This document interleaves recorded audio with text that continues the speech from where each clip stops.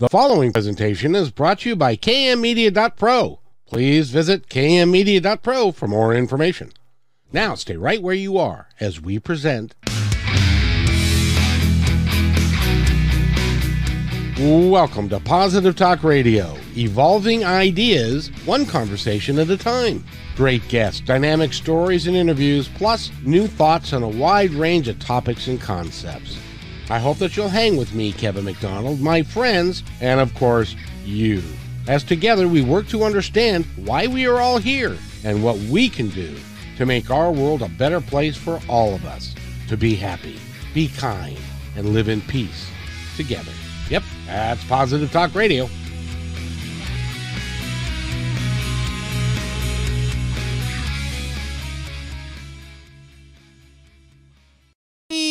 Almost certainly one of my most favorite guests of all time is with us today, and we're going to have a really interesting discussion about a bunch of stuff that he's doing, because he doesn't sit around doing nothing. He's always busy doing something. G. Scott Graham is our guest, and he is an author. He is a coach. He is a pilot. He's a pilot now. That's because you just found that out. I just found that out. That's right. He's a podcaster. He does a myriad of stuff because, number one, he likes to be busy. Number two, he likes to help people. And so I think it's really cool. So Scott, how you doing? I'm doing really good. You know, lots of things are going on in the world these days that can make things shaky for people, but I choose not to go down those paths, even though, you know, it's disheartening sometimes. I don't go there. You don't have to go there. At this point, there's no point in going there because it's just going to bring you down. Right. And that's true all the time. No matter, there's always going to be something. That's absolutely true. Absolutely true. Tell us about your drone adventures. Oh, that's my latest. Look at this. I'm so psyched. Can you see what that says? Look, he put a little red stamp on it that said, do not get rid of this report. Do not destroy this report. This is my exam results. I took my exam today. I was a little disappointed because I got a 90% on the exam. And I talked to folks about this the other day, and they said, well, I said, I want to you have to get 70 to pass. That's 70 to pass. And I said, I'm going to be really upset if I get higher than a 72. And they were like, what? I'm like, yeah, because you get the license whether you got a 72, a 99, a perfect score. And so if I got a 72, then that means that, you know, I studied the right amount. This means I studied too much. I could have been working on another book. I could have been working on the podcast. I've got a lot. I could have been clipping the donkey hooves. I got a lot of things I could be doing rather than getting this 90, which is going to turn out to be, you know, the same as a 72. Now educate me here, because I know nothing about any tests or any program that you have to follow to be able to fly a drone. What's that all about? I thought you just went to the store and you bought this thing and you learned how to fly it, and then that was that. Well, that's what I thought too. But you know, I have my fingers in all kinds of different pots, and one of the things I discovered is that if you if you get a drone and you use it for anything other than recreational use. So, and then we're not talking about an exchange of money here. We're talking about anything. If you shoot your brother-in-law's wedding as a gift to them, or you do something for your church and you use that drone for anything other than recreational use, you need to be licensed. And if you're not licensed, you can get in trouble. And if you're doing that drone work for anything other than recreational use, you are required to follow the letter of the law around airspace and flight heights and all of these other pieces. You know, it's interesting because my mother, we recently sold her house, and they had a guy with a drone who took pictures of the outside of the house and was flying around the neighborhood and all that kind of stuff. So he must have had to have a license too. He should have had a license. Lots of people don't. because it still hasn't become this like hugely there's not a lot of police out there looking to track down the drone users. But as more and more people are out there flying drones, that is the you're going to see that more and more. And you can fly the drone anywhere. Like I can fly over my neighbor's property because I was really surprised to find this out. You own your property. You do not own the airspace above your property. So it doesn't go horizontally to the sky. The property is just what's on the ground. Just what's on the ground. But the airspace above your property is regulated by the federal government. There's Class A, Class B, Class C, Class D, Class G airspace.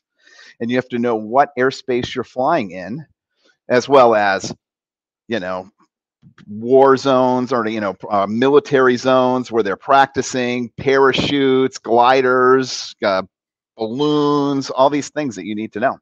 Well, and this is a public service announcement, by the way, because I heard this the other day, that there are people actually that will go to where a forest fire is, and they will want to take pictures of the forest fire, but when there's a drone in the air, the folks that are flying the airplanes to put out the fire can't do it.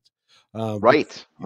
So you can get into big trouble if you're taking your drone and they find you, and now they've got they've got all this technology that they can find out where you are, even if you're not with your drone. Right. As of September 23rd, all drones that are manufactured have to be broadcasting a remote ID that you can pick up on any cell phone.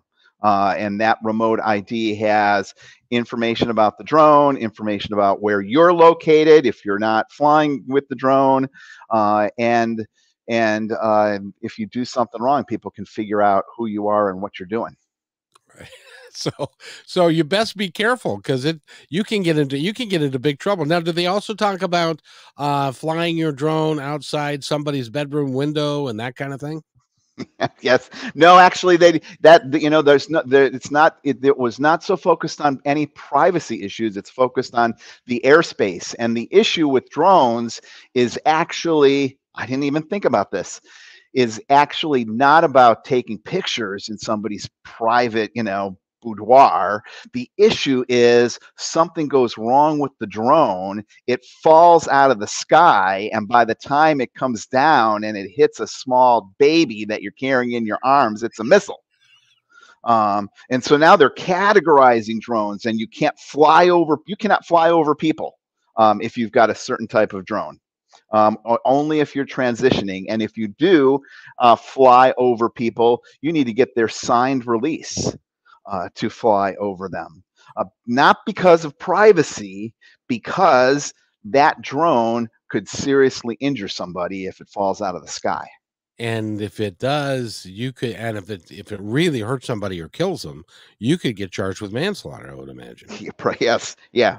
So lacerations, you have to have propeller guards. I didn't know this. Now I have propeller guards. I didn't even think about that till I started getting ready for this piece. And that, the bigger drones are rated by force. And there's 11 pounds of kinetic force, 25 pounds of kinetic force. That's a lot of force to get hit with, and higher. And that's not counting how far it falls. So if somebody's like filming at a wedding, all those guests need to sign a release that say, I understand there's a drone and I could get injured and blah, blah, blah, blah, blah. And I promise not to sue you. Promise not to sue you. Which you and I both know that means that doesn't hold the water it's printed on, or whatever it is. Because in this country, you can sue anybody for anything at any time. Yes. It's a great country. America. America. It's I got sued for $50,000 for nothing, and it took 2 years to clean up. And when she presented her case finally in court, and she presented her case, and we stood up and said, will you dismiss this? And they dismissed it with prejudice without us even presenting a case. Mm-hmm. But we could not go back and then go after her for the 2 years that we spent doing this thing. Right. So even though she lost, she won. Right. Right. Which Yeah, is because so the weird. pain inflicted on you was great. Yeah, and I didn't get to charge mileage or time that I had to go spend in court or the time to prepare or any of that stuff. So I think it's wise to get a release anyway. So if you're talking, So we're talking about the drone piece, and that's we're talking about the legalities of flying the drone, but there's a bigger piece around this, and that is the importance of stretching yourself. So this summer, I think I've mastered the drone. I passed the test. But if I was taking the ukulele test, which is another skill set I've been working on this summer, I would be failing that test. But you see, it's important to have something, anything, doesn't matter what it is, crocheting, archery, doesn't matter. Some place that you're working on and growing forward.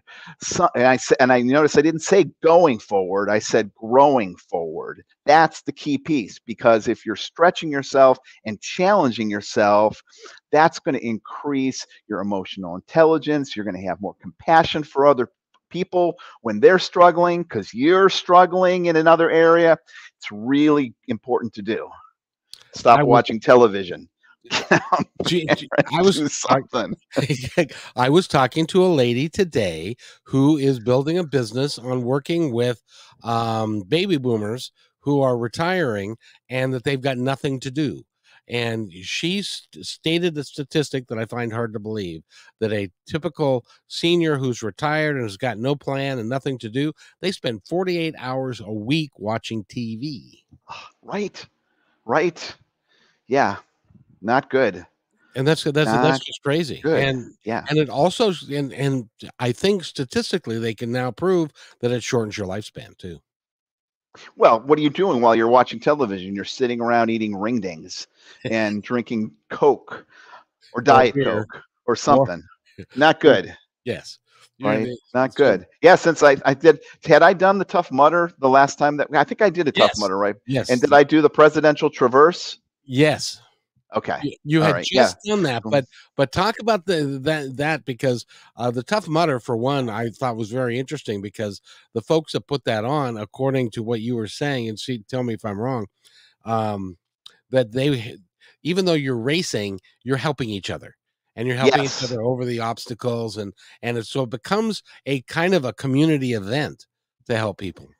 It is because the focus is not this competitive piece of somebody succeeding. The focus is there to help somebody else. So when somebody else is struggling, you put a hand out to help them, and you're going to get through this. We're going to get through this. And you're trying to keep each other safe too. You don't want to do anything silly, like drown or anything like that. That would be bad.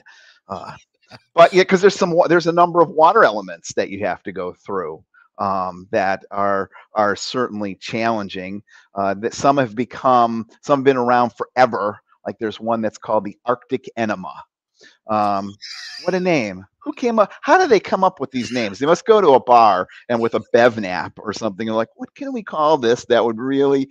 And so the Arctic enema is this one where you go down this slide into this giant thing of. This year it was green colored goopy water that's filled with ice. And then you have to go underneath this barrier in the ice and up the other side. That sounds like such a good time. Yes, we think about, so that's a great example. Like, how hard is it to go down a slide? It's easy for to go down the slide, right? It's not like you're having to do 4 million push-ups to go down a slide. You get your butt on there and you just slide down, and then how hard it is to like go under and then go underwater for like 2 feet and come up the other side. You hold your breath and there it is. But it's this ice and mental challenge that becomes this breaking point for a lot of folks. I can't do it. There's green goo that you've got to go into and stuff. Yes. Yeah.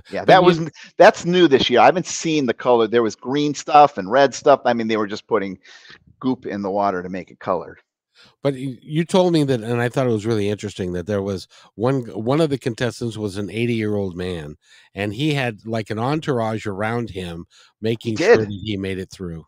He did. He was actually there with his family, and they were running. And he asked. He said, could I do this? And they were like, yeah. And there he was with 2 hiking sticks and people around him to help him get through. And I mean, that's in this time where so many people are so divisive towards each other.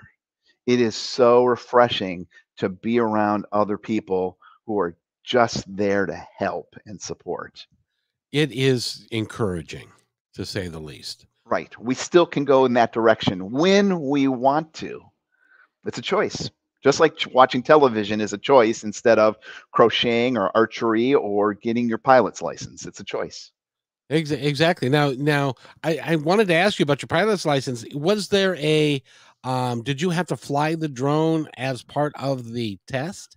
No, it was all about regulations, weather, airport control, knowing when you have to get permission to do certain things, how high you can fly the drone. So it's not a skill-based test because different drones have different, so this license allows me to fly a winged aircraft, unmanned aircraft. So any variety of that. And I certainly don't have the skills to fly a winged aircraft. I've only been flying drones with the little 4 propellers on it. So it's really focused on making sure that it's like with driving, the rules of the road, what you do at a stop sign, what it means to pass, what a train thing means and all this other stuff. I just had a thought, and and I'm just going to say it is that we have to get a license to drive a car. We have to get a license to pass a test to fly a drone. But we can pick up an AR-15, and we don't need nothing. I knew you were going to say that. Yeah. No, it's unfortunately true. It's unfortunately true. And you know what? I have to tell you this as a gun owner myself and a person who has taken the NRA, the National Rifle Association offers this incredible gun safety course. Good. You learn all these pieces of like what you're supposed to do with a gun and rules like you only load it if you're going to shoot it. You only point it at the thing that you're trying to shoot. You only put your finger on the trigger if you're going to pull it. And then they just drive it in. You would think the NRA would be like, yes, everybody needs to take a gun safety course from the NRA. Yeah, of course. They can get it in order to get a gun, because it is a really good course that they put on, and we would have such a shift if people had to take that NRA safety course in order to buy a gun. That's just my opinion as a person who took the course. Well, and I didn't know they had such a course because I've never owned a gun, never will own a gun. I don't need to. I'm not out in the woods. I'm in Seattle. We don't have anything that's going to kill you necessarily. I live in an old folks community, so I don't need to half my neighbors I've never even met because they're in front of their TV for 48 hours watching TV.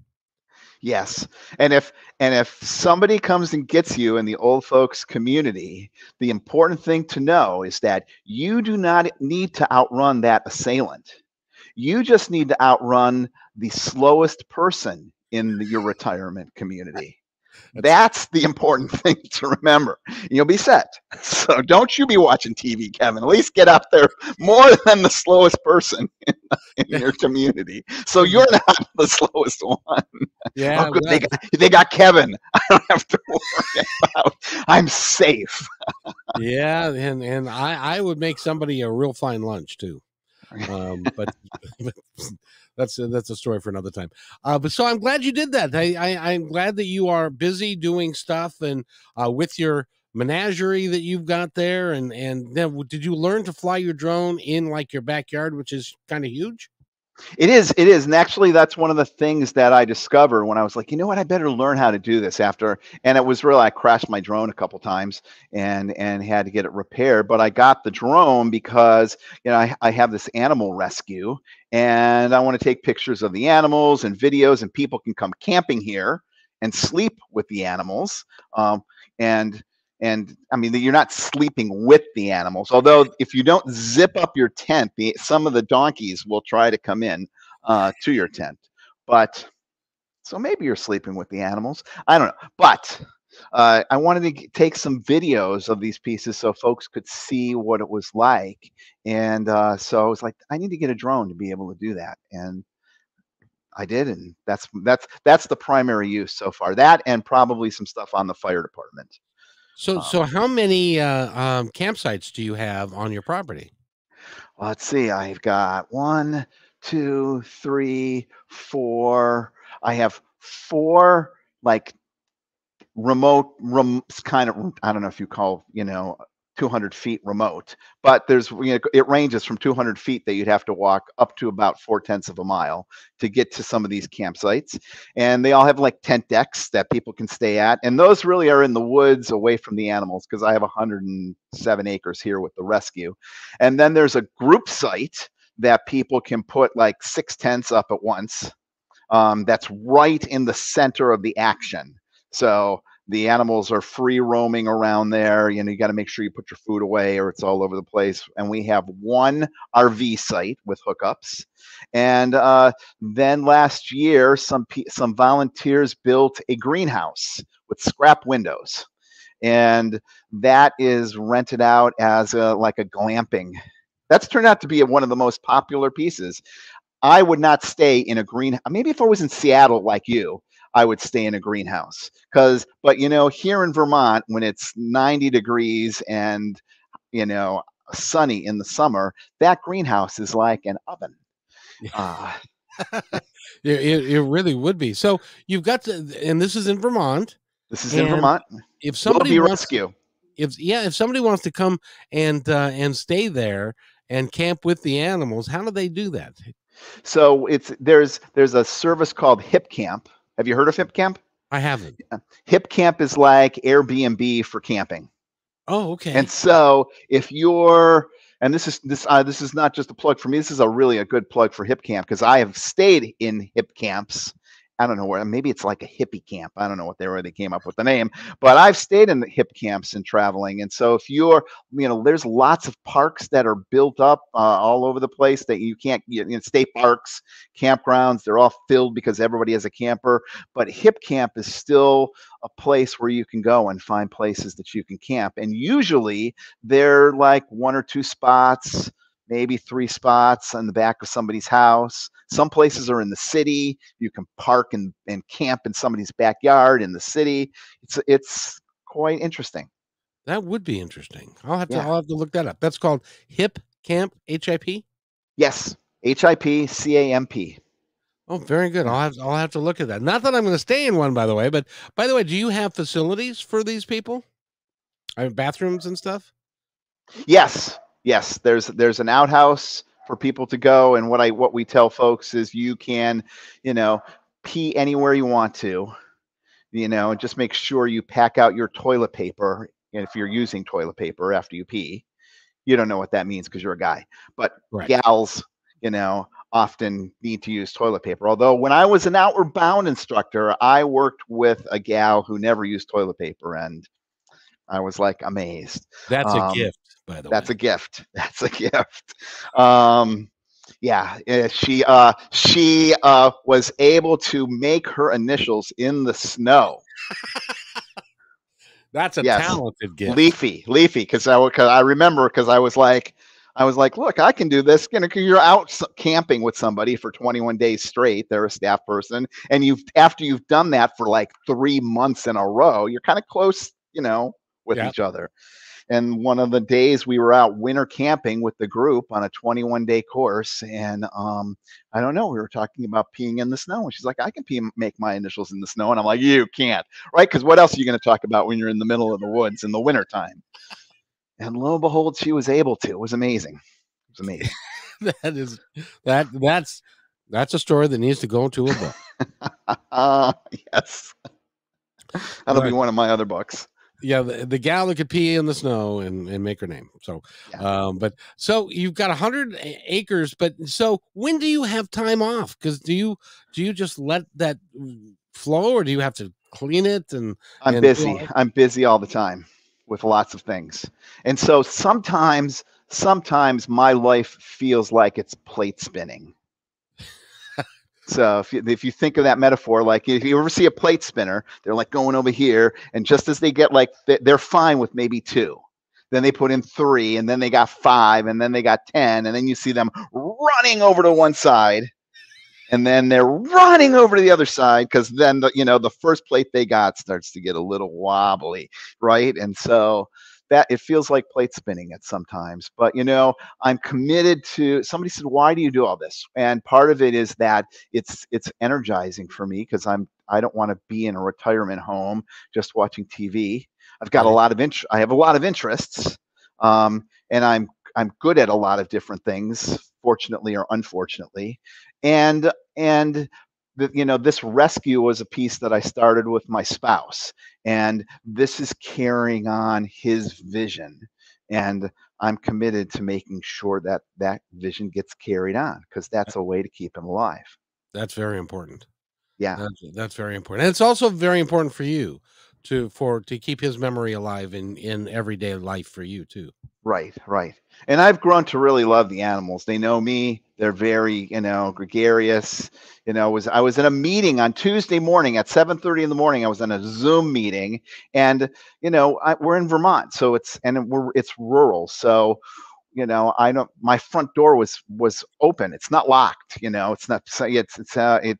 That's just the way it is. And so I was on the phone, and the dog started barking, and I'm like, I'm trying to have a Zoom meeting here.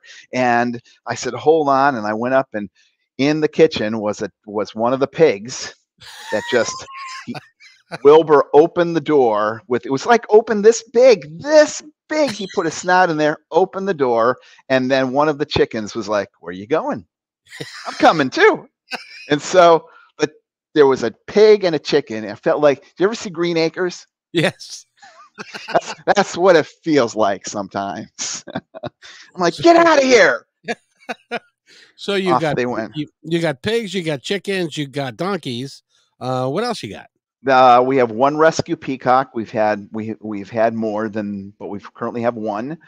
There's 3 pot-bellied pigs. I'm looking for a home for one of them, because I try to keep them in pairs, because the animals, interestingly enough, a lot of times, this is going to generate hate mail from folks. That's okay. Send it all to Kevin. I'm there for you.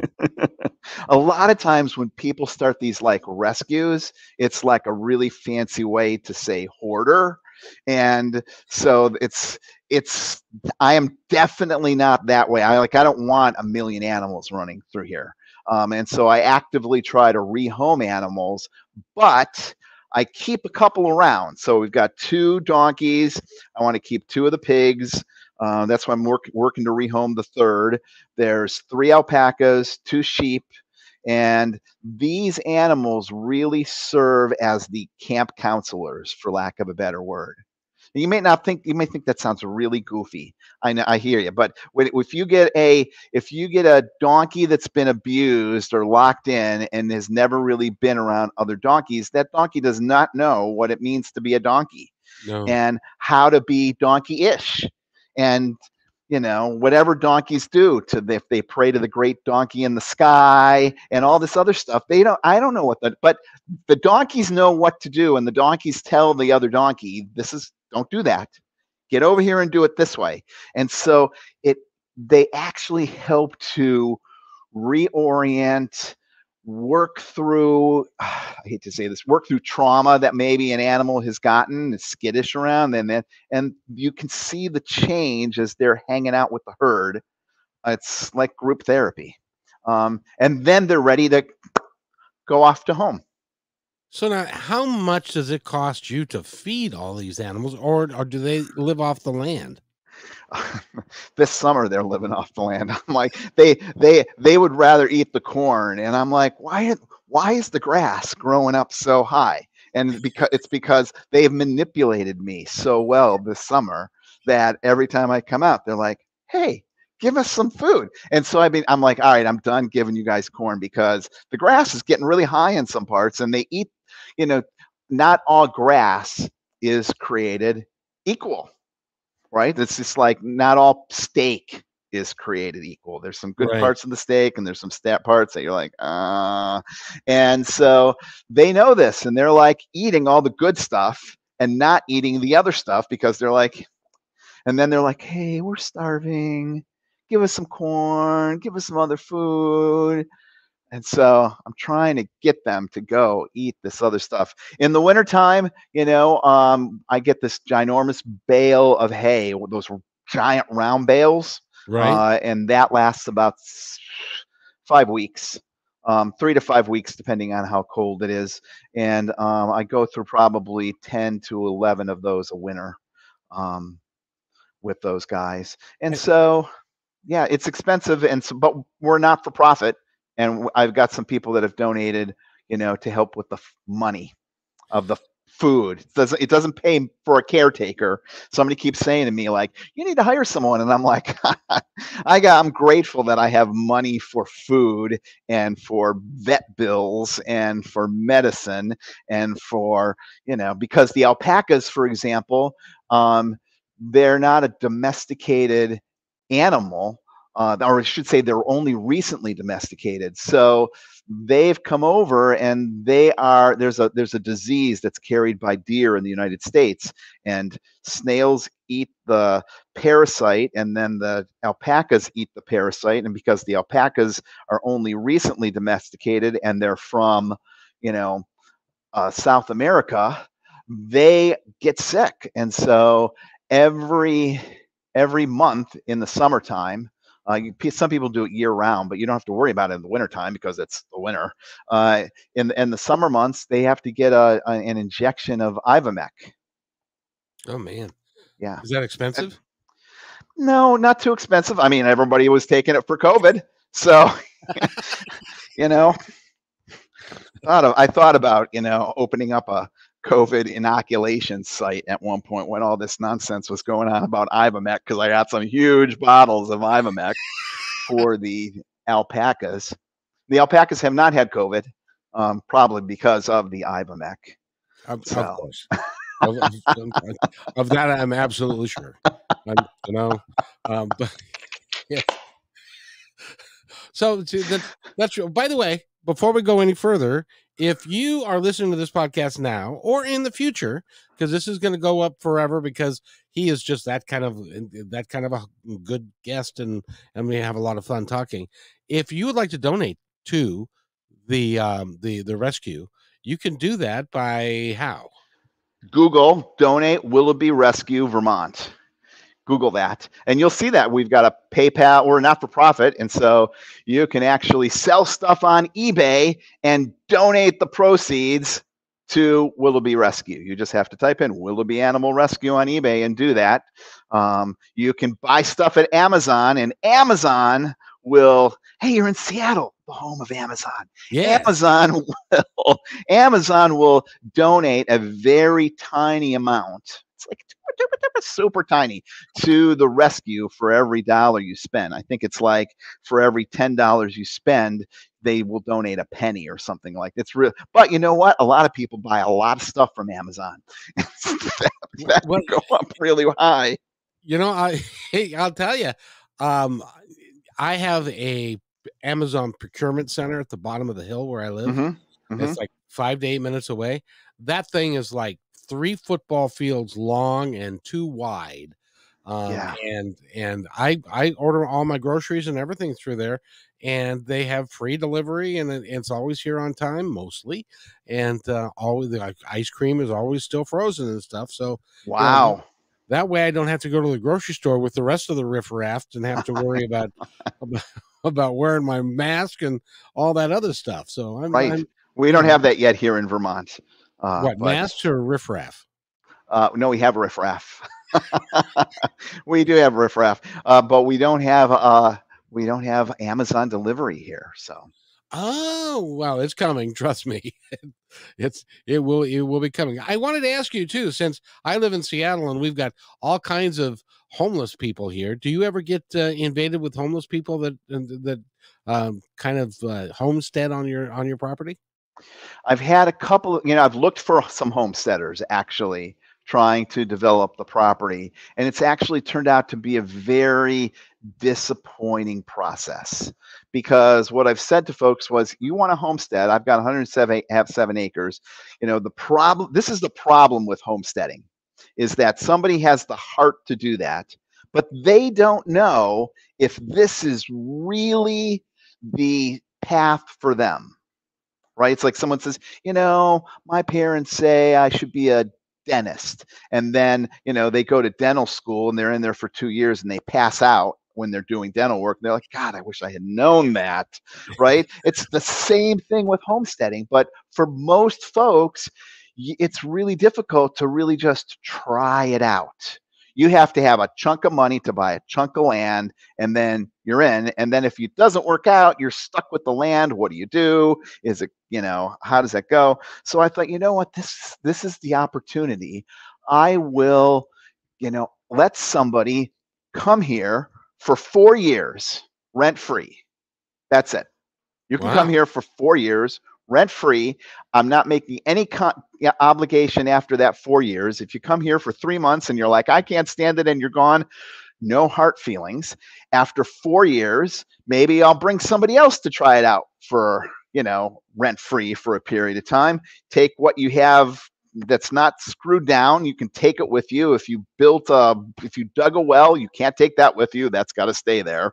But that's your opportunity. And I put that out there, and I've had people that were like, well, why don't you just give me the land forever for free? I'm like, really? Really? I had somebody that said, why would I came up with a whole little math equation. They says, why would I stop living in my apartment and come live out there for 4 years if I'm not going to be able to live out there for the rest of my life? And I said, well, let's just think about this. You're paying $1,000 a month for your apartment, hypothetically speaking. That's $12,000 a year, right? So that is $48,000 over 4 years. If you spent $10,000 building stuff that you said, okay, I'm not even going to take it with you, it's just keep it all, you're walking away with $38,000 and 4 years experience in your property that you can then say, I'm going to go do this, or I'm not going to do this. I'm going to take that $38,000. I'm going to buy a house in suburbia because this isn't the life for me. I don't know. It seems like good math to me. I wish someone had done that for me when I was younger, but I can't find any takers. Isn't that interesting? Yeah. That's because there's a segment of the population that would like to be off the grid, as they say. Yeah. And because they either don't like people well enough, or they just want to be in the woods. And it seems to me that they could take an acre or two and absolutely and figure it out. Yeah, and then I wanted to ask you too. You have this great big group in the middle where you can have a group of folks come and stay. Yep. Are you able to sleep at night, or are they loud and obnoxious? Nope. People are usually really respectful and quiet. And if they're not, I go out and say, knock it off. So, because the animals need to sleep, right? So people are aware of that. So when people come, I make sure that people know that, and most people that are coming here out in the boonies aren't coming here to party or carry on and do whatever. You see that in like regular campgrounds, right? Yeah, like camping in regular campgrounds has become kind of riffraffy, right? neon lights, neon sparkling, and I mean, just like goes on and on. People have their like, connecting devices that connect to satellites and stereos, and it's just like a big party. But someone comes here, especially if they choose to go for one of the more remote hikes in the woods. People are hoping to try to get away. I never understood why somebody would spend $150,000 on a motorhome and drive it down the road and take it to a campground and then stick up your satellite TV so that you can watch TV. It's like you're just at home. You just spend 2 hours or 8 hours to get there. I've never understood that. If you're going to go camping, go camping. Go into the woods. Go do some stuff. You know what it is? It's the piece we talked about on another podcast. Hey, Ken just said hello, Scott. Someone just popped in. Hi, Ken. And it's the same thing that I talked about in the other podcast, where people are kind of grasping for things or trying to hold on to things. And there's this kind of lack of acceptance of here's where I'm at. So they get the small pop-up camper, and then they're like, oh, I should get the bigger pop-up camper. And then it moves to this. And then they're like, it's just, you know what? A 55-inch screen is great. And you buy that 55-inch screen, and then you're like, oh, I really need a 65-inch screen. Yes, indeed. And on it, and that is what we're sold from when we're young. We talked about that in the last podcast, right? There was a time in America where everybody dressed brown and gray. And that was not a piece. Everybody dressed brown and gray. That was, and there was this piece of psychology where one of the Sigmund Freud's cousins or brothers, I'm doing it really poorly, came in and was like, you know what? We need to focus on people's individuality. And they started pushing this piece of like, dress to express yourself. You think about it, how many shoes do you need? Really? Maybe 3, right? Not one for every color of the rainbow for everything that you're wearing. You are speaking to the choir, sir, because I've got 2 pairs of shoes and I haven't worn one in 3 months. So I have one, and I bought a new pair of shoes. My sister was yelling at me because I bought a new pair of shoes. She said, it's about damn time, and it's still in the box in the closet, and I haven't even put them on yet. So, because I haven't worn out the other ones yet. You can only wear one pair at a time. Right. I've been wearing Crocs all summer long, and I've got 2 pairs, and it's one of the pairs is my backup pair for when this other one goes that I can put it on, but I haven't put it on yet. So look at that. Ken Williams is in the chat. Hi, Ken. Do you have a question, Ken? Or are you just listening in? I was just checking to see if there was a. Oh, come on, Ken, ask a question. He's like thinking, how are things in Texas, Ken? Ken, I know, is a friend of mine. We went to college together, Ken and I. You still know somebody that you went to college with? Yeah, and actually, do I have a picture here? I'm going to show you guys so that you can see this. I might not have the picture here. This is in this book, Androphile Pride. And see, I'm going to out Ken if I can find this thing here. Because when I wrote this book, I was like, oh, I'm being so critical of the gay community. Oh, look at this. And I was like, I have to prove to people that I'm not just this like crazy person. I don't know if you can see this. Oh, look at that. That person in this, see this person right here? That is me. Whoops. Which way? I can't see it on the camera. That's me. I'm this first person here. And the person in the middle is Ken. And the person at the far other side with the beard is Barry. So that's how long we knew. We were at the Florida State Fair in, geez Louise, 1982, 83. It was crazy. I mean, people were catcalling. I mean, they were really obnoxious, but that's why we're all in ties, because we wanted to be like very professional. Here we are. This is the image we wanted to kind of present. We've been in COVID so long that the gentleman with the beard, I said, why is he wearing a mask? Yeah. Are people still in Seattle wearing masks? I am, because there are actually fewer and fewer and fewer of them. That is really it's happening here in Vermont too, and I just don't get it. I just don't get it because it's, it is still out there. And I just am, and I said to someone the other day, I said, I was on another podcast and I said, I choose to not get COVID. And someone took offense and was like, well, I didn't choose to get COVID. I'm like, yes, you did. If you're not wearing a mask, if you're going to a party hanging out with people who are, coughing and wheezing, you're making a choice. And that's a choice to get COVID. It's like, there's no difference between that. And if I have another friend that I went to college with, his partner got a lung replacement. Oh no. I'm like, talk about tough things. That's a surgery. His partner cannot get a cold, for Christ's sake, let alone COVID. I mean, there's no way they're going to get COVID. No way on this planet. They're masked up. They're so diligent, right? It's like it's the same thing that happens. A parent has a kid who has a peanut allergy. Those parents with those kids that have a peanut allergy are like, right? I mean, they're like, what's in that? What's in that salad, right? Yeah. What's in that soda? They're reading the labels. They're doing this because they know if that kid gets a peanut, that kid is going to have a reaction. It's not just going to be a little reaction. They're going to have trouble breathing.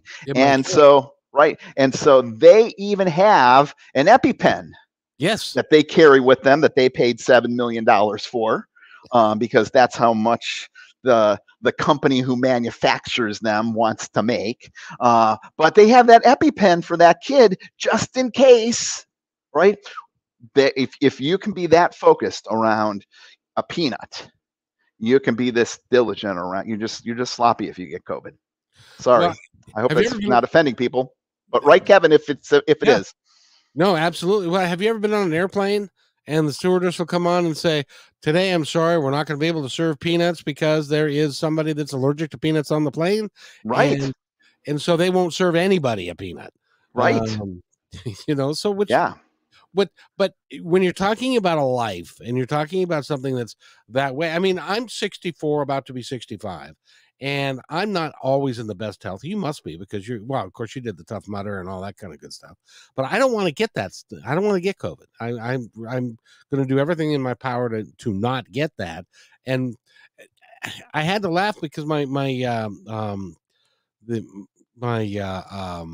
consultant just graduated from business school. And so they had a graduating ceremony, right? And they had all these people, and they were in, the itty bitty seats that they give you for when they're packing, like for banquets and stuff, and they're packing people together. Mm-hmm. They were zip tied together next to each other, and then all these people were shoulder to shoulder, and nobody was wearing a mask. I think that's crazy. Yeah, it's risky. It is so risky, right? And especially when it's so easy. It's so easy because, all you have to do is prevent that transmission by, you don't even have to get vaccinated. I don't care whether you believe it or not. Just put on a mask. That's what's going to prevent it. That's the vaccine might not make it as bad or might help, but it's not going to make you immune. You got to wear a mask. You got to wear a mask. Just like if you don't want to get HIV, wear a condom. You don't want to get, syphilis, wear a condom. It's very it's very simple, straightforward. It really is, and you can take care of yourself. And it would be better if we all took care of ourselves rather than risking it and ending up, because every person that ended up in the hospital ended up in a ventilator, and most of them died.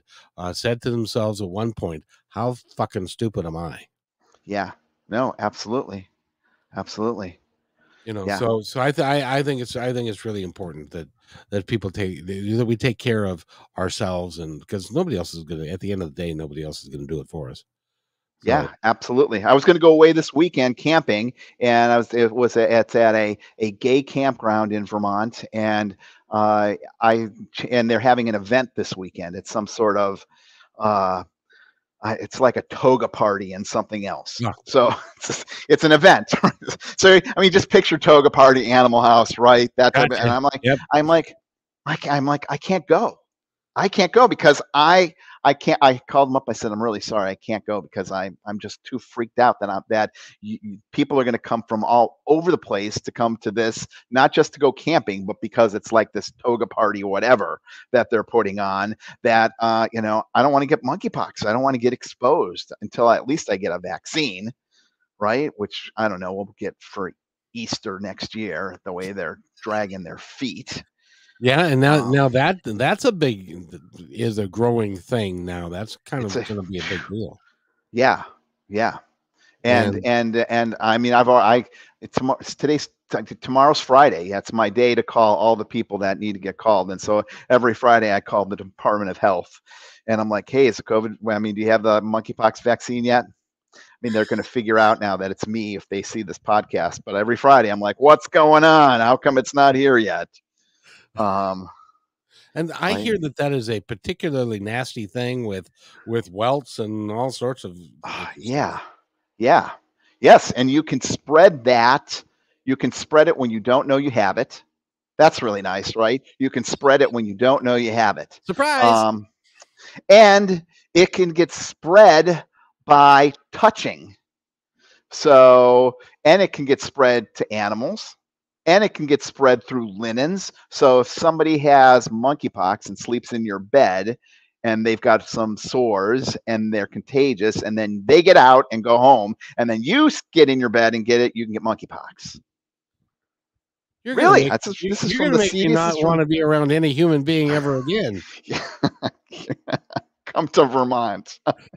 So as I was thinking about it, I'm like, I can't go because I'm going to be like, I'm going to go there, and then I'm going to be paranoid. I'm going to be like avoiding folks, and people are going to think like I have mental health issues because they'll be like, stay away. Well, you're not going to have a good time if no. I don't know if we are ever really going to get over this in any of this stuff, because it seems like it's coming one after the other after the other. It does feel that way. It does feel that way. It's hard. Yeah.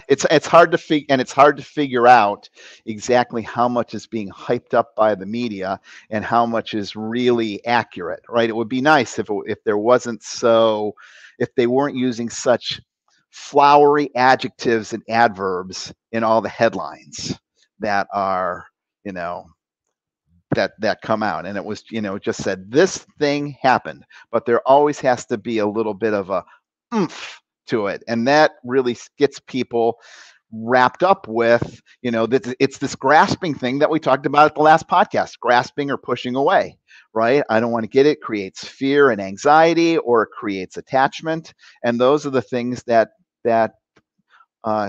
ultimately make us really unhappy. Well, and that's they go for the clicks, they go for the sensational titles so that people will read it and pick up the newspaper and all of that. So it's not even about the content as much anymore. It's about how you can sell the article with the title. Right. Yeah, absolutely. Because it doesn't matter if you read the entire article. If they want you to just click on it, and once you click on it, then you're good. It's the same mentality of these sites that say things. This is exactly what it is. You viewers probably see this and know this. They show a picture of somebody that you saw on television like 20 years ago, and it's like, you should see this person today. And then you go, and it's one site with one picture, and then to see the next one, you have to click and wait for the next page to load and read that. And there's all these advertisements, and if you click on, and there's like 16 different next buttons. Right? And if you click on the wrong next button, suddenly you're seeing an ad to buy a car instead of thing, because it's just they're there to and what's really irritating is that button keeps moving, because you go to click on it and it drops down and another button takes its place, and then you end up someplace you don't want to be. Yes. Yeah. It drives you crazy. And I had one just the other day, because they were talking about movie scenes that never were meant to be in the movie that were in the movie. And they showed the Shawshank Redemption and which is a movie I really liked, and I wanted to find out what was not supposed to be in there that was in there. They never showed it. It was a lost trailer and they showed a bunch of other stuff, but they never showed that. And right. So when that happens, here's your tip. When next time you see that happen, when they're like, Shawshank Redemption, see the stars today, right? Or Shawshank Redemption airs in the movie you missed. Don't click on that. No. Go up to Google and type in Shawshank Redemption's airs in the movie I missed. Go. And that bypasses all of that bullshit that you have to surf through to get that. It really is something. It really is amazing, and it's awesome. So we wasted our whole. No, we have not wasted our time. We've had a very time. What time is it? Oh wow, is Kent still here? No, I don't even know.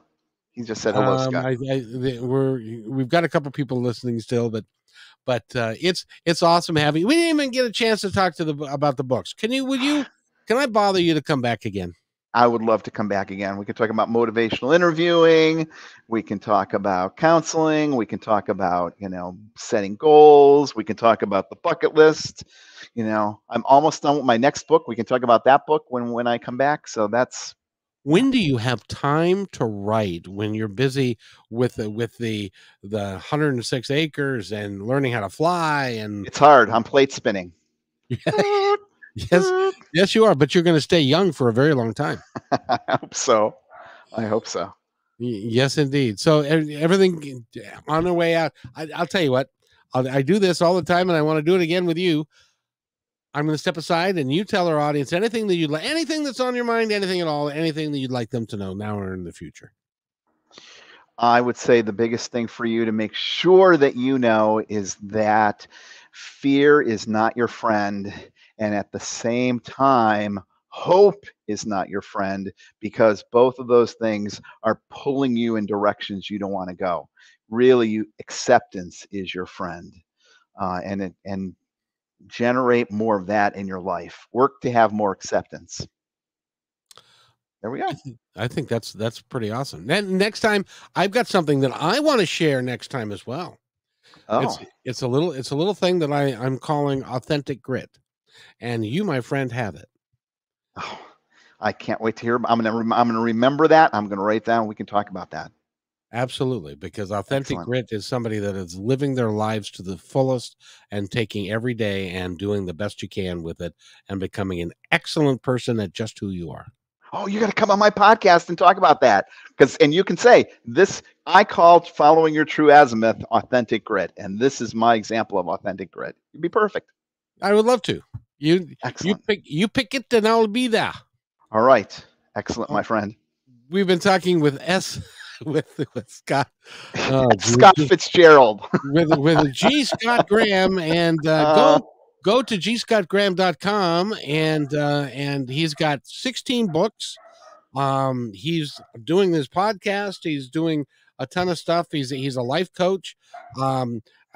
Give him money so that he can feed the animals and be very. It's just amazing to me, everything that you got going. It's just you are my hero. Thank you. I feel like see, that's not good. That's not good, because really that's just giving me something to grasp onto. So careful. We can talk about that. Losing my equanimity. I don't even know what that means. So we'll talk about that next time, and you can educate. All right. Yes. Thanks, buddy. Thank you very much. I could talk for another hour, but I know you've got another plate that's about ready to stop spinning, and you got to go. I got to get that plate. Go get another. So again, G. Scott Graham. Go to gscottgraham.com and find out all about him. He's worth every moment that you're going to do it. If you'll hang right there, I will be right back. Hey, thanks for enjoying this episode all the way to the end. Please give us a like and subscribe to this channel. This has been a production of PositiveTalkRadio.net. Please visit our website, oddly named PositiveTalkRadio.net, for more details about us and our mission, which is to provide great positive programming designed to inspire us all. I'm Kevin McDonald, and I'm proud of these shows, and I truly hope that you'll like them and share them with friends and family. So on behalf of our entire team, remember, be kind to one another, because